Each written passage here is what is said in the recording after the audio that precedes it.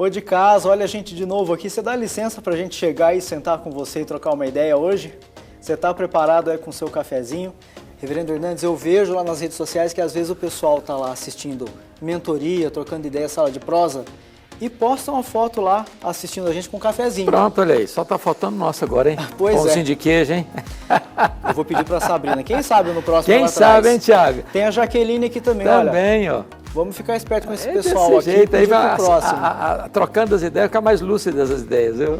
Enfim, com um cafezinho ou não, a gente está preparado e a gente volta depois da vinheta.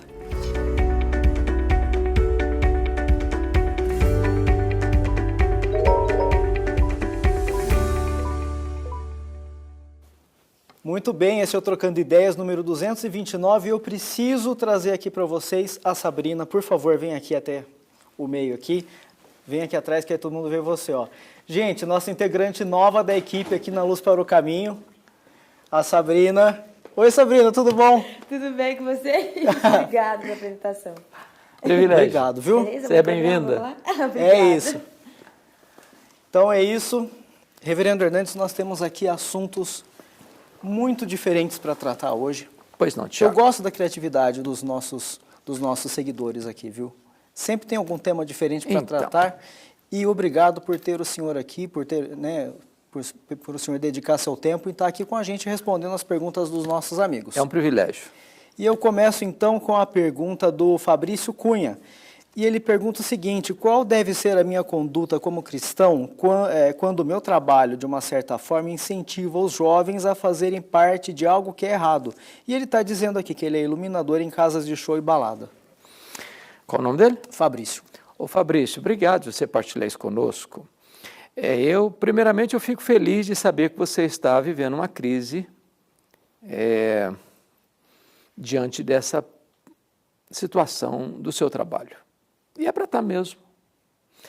É a mesma coisa de um cristão que está trabalhando num bar servindo bebida alcoólica ou de uma pessoa que está lá numa boate servindo.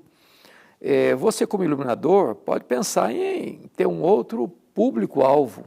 Né? Tem tantos outros ambientes que carecem de um bom iluminador e com seu know-how, com seu expertise, com a sua experiência.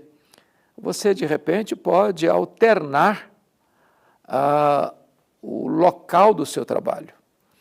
Porque, de fato, Tiago, como cristãos, nós não deveremos contribuir com aquilo que nós discordamos, com aquilo que fere a nossa consciência, ou com aquilo que macula o testemunho cristão, ou com aquilo que incentiva aquilo que não é o certo.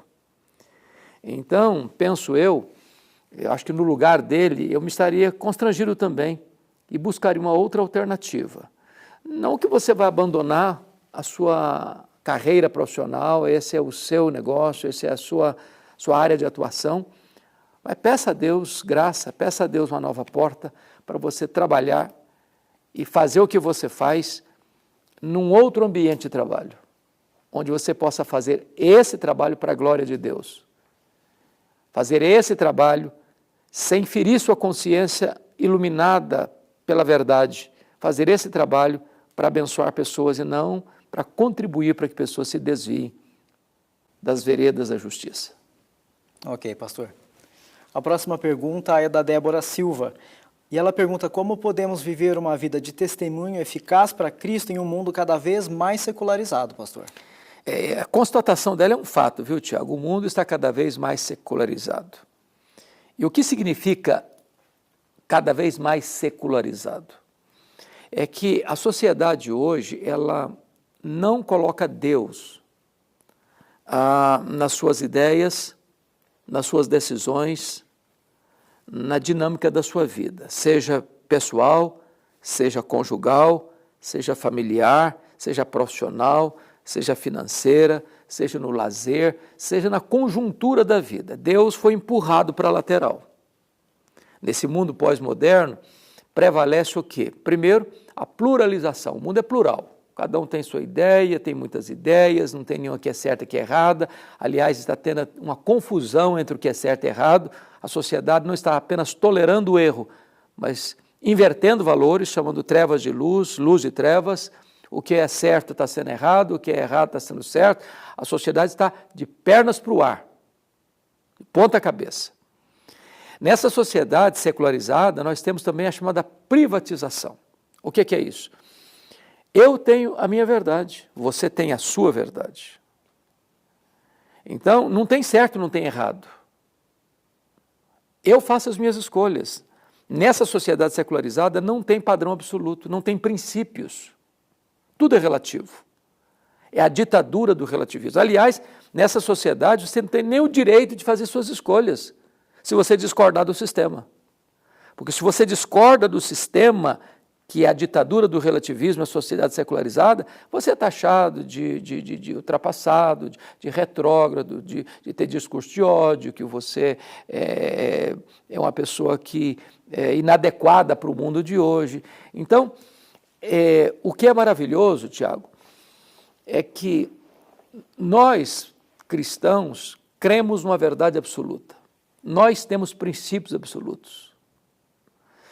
E é exatamente dentro dessa sociedade rendida ao secularismo que nós somos chamados a viver os absolutos de Deus, como sal da terra, como luz do mundo, como perfume de Cristo, pregando uma mensagem eterna num mundo rendido ao relativismo.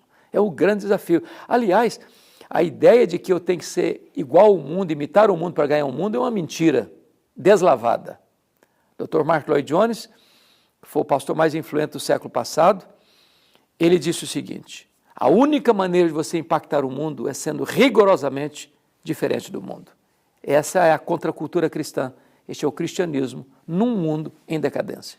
E pastor, essa questão do testemunho, da vida de testemunho do cristão, o senhor acredita que hoje em dia isso é mais fácil ou isso era mais aberto ou mais explícito antigamente nessa questão do testemunho do cristão?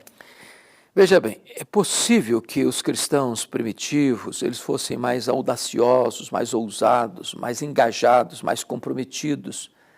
Tanto é verdade que o evangelho sai de Jerusalém e chega a Roma. Em apenas algumas décadas, e a maioria dos cristãos eram escravos. Eles não tinham qualquer influência política, nem qualquer projeção econômica, nem tampouco grande projeção cultural, mas a ousadia deles, a coragem deles, o destemor deles em dar testemunho foi tão marcante que o evangelho se espalhou pelo mundo. E chega no começo do século IV, a perseguição brutal cessa e o cristianismo passa a se tornar uma religião reconhecida pelo Estado e até adotada pelo Estado. Eu acho que hoje nós vivemos num mundo com muitas facilidades e com muitas janelas abertas e coloridas e em movimento.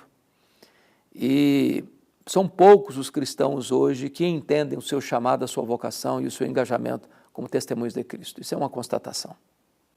Muito bem, pastor. Vamos para o próximo tema. A terceira pergunta de hoje vem de Valmiki Pereira. E ele conta aqui um relato, pastor, é um depoimento aqui um pouco sensível da parte dele. Eu agradeço, inclusive, pela sua confiança em tratar esse assunto aqui conosco.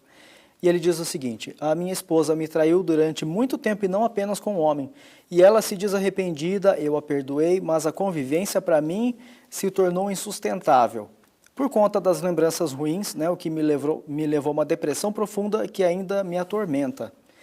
Os meus sentimentos por ela mudaram e não a vejo mais, né, como havia e nem desejo-a como esposa. Também não desejo mal e oro bastante por ela e por nossos 2 filhos. Ainda estamos juntos 2 anos após ter descoberto, só que eu não aguento mais e quero me divorciar dela, pastor. Eu estarei pecando contra Deus se eu fizer isso? Primeiramente, eu gostaria de agradecer a liberdade e a confiança de trazer esse assunto à tona. E é, de fato, um assunto muito sensível, muito sensível. Eu gostaria de colocar entre o ideal e o possível. O ideal é que haja perdão e cura, porque onde há perdão tem cura. Se não tem solução é porque não houve perdão pleno. Eu digo isso porque a Bíblia me ensina a perdoar como Deus em Cristo me perdoou. Imagine que Deus tivesse me perdoado e disse, eu perdoo você, mas não quero mais você.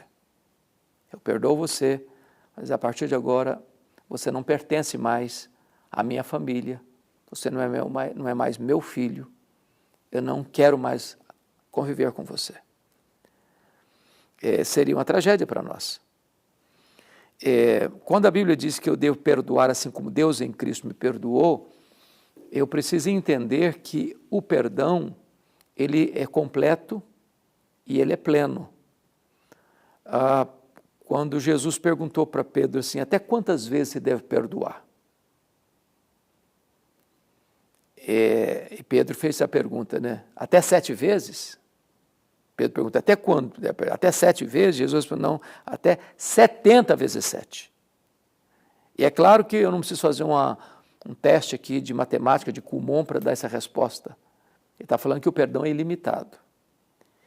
E Jesus foi além e disse o seguinte, se o teu irmão pecar contra ti 7 vezes no dia, e 7 vezes vier pedir perdão, estou arrependido, perdoe. Então, o ideal bíblico é esse. Esse é o ideal bíblico. Então, eu quero encorajar a você que fez esta pergunta a examinar com mais precisão as Escrituras para que você honre a Deus, honre o Evangelho, seja uma expressão viva da graça de Deus dentro da sua casa, de fato perdoando a sua esposa. Porque esse sentimento que ele está apagando é em virtude desses dramas que ele está vivendo. Mas esse sentimento tem hora que está lá em cima com o tanque cheio, tem hora que está no meio do tanque, tem hora que está com o tanque vazio, tem hora que está andando na reserva. Isso pode ser recuperado. Porque o que sustenta um casamento, Tiago, não é o sentimento, é a aliança, é o compromisso. Então, esse é o ideal. A pergunta dele, entretanto, é se ele peca, se ele divorciar. Bom, ele tem motivos para divorciar, porque uma das cláusulas exceptivas para o divórcio é a infidelidade ou o abandono, mas o contexto da infidelidade é da infidelidade sem arrependimento. Do cônjuge que traiu e continua traindo e não se arrependeu de ter traído e vai continuar traindo. Esse cônjuge não tem a obrigação de conviver. Então ele pode divorciar, legitimamente. Embora o divórcio nunca é uma ordenança divina, Deus tolera. E tolera por quê, disse Jesus? Por causa da dureza do coração. E o que é a dureza do coração? A incapacidade de perdoar. Então, se eu como pastor, eu estou lhe dando esse conselho, não abra mão do seu casamento. Se a sua esposa está arrependida, perdoe sua esposa. Um divórcio vai atingir não só o seu coração, vai atingir seus filhos. Vai atingir sua geração, sua descendência. Então, a graça de Deus, ela é poderosa para fortalecer você, para tratar do seu coração, para tratar das suas memórias, para tratar dessas reminiscências e curar seu interior. Isso vai trazer bênção para você, para o seu cônjuge, para os seus filhos, para as futuras gerações. Ok, muito obrigado, pastor. É um privilégio. Pois bem, gostou do programa de hoje? Eu quero ver você com a gente aqui no próximo programa. Eu espero a sua participação também. Mande sua pergunta para cá, sua dúvida. O e-mail aparece para você. Você deve abrir o e-mail e mandar uma mensagem aqui para nós. A Sabrina, como você viu aqui no início do programa, vai receber as perguntas e entregar aqui para a gente bater papo com você também. Tá bom? Pastor Pois Hernandes. Agora, antes da gente terminar, né, Tiago, vamos falar um pouquinho da nossa igreja? Vamos sim. Pois é, a Igreja Presbiteriana de Pinheiros, que juntamente com Luz para o Caminho produz esse programa que você está assistindo, fica em São Paulo, na Avenida Doutora Ruth Cardoso, 6.151, uma igreja de portas abertas para você e para a sua família. Se você mora na capital, cidade de São Paulo, na região metropolitana, você é o nosso convidado para vir nos conhecer. A igreja, ela tem portas abertas a semana toda, trabalhos todos os dias. Domingo, por exemplo, nós temos 4 cultos e uma escola bíblica dominical. Segunda-feira, terça-feira, durante os dias da semana. Mas você pode acompanhar também toda a programação da igreja pelo canal do YouTube e se inscrever, inclusive, no canal se você ainda não é inscrito. Nós temos hoje a IPP TV. E saiu um relatório agora, Tiago, achei interessante que eu recebi. Hoje a Igreja Presbiteriana de Pinheiros, ela está no top 1 no Brasil nessa área de comunicação virtual. Então, não tem nenhuma igreja que tenha um ministério 24 horas de programação, como a Igreja Presbiteriana de Pinheiros. E tudo isso é feito pensando em abençoar sua vida, encorajar o seu coração e levar esta mensagem do Evangelho às nações. Então, Deus abençoe sua vida e contamos com você. É isso. Privilégio, viu? Feito, pastor? Feito. Então, gente, até o próximo programa, se Deus quiser. Um abraço, a gente espera você. Até lá.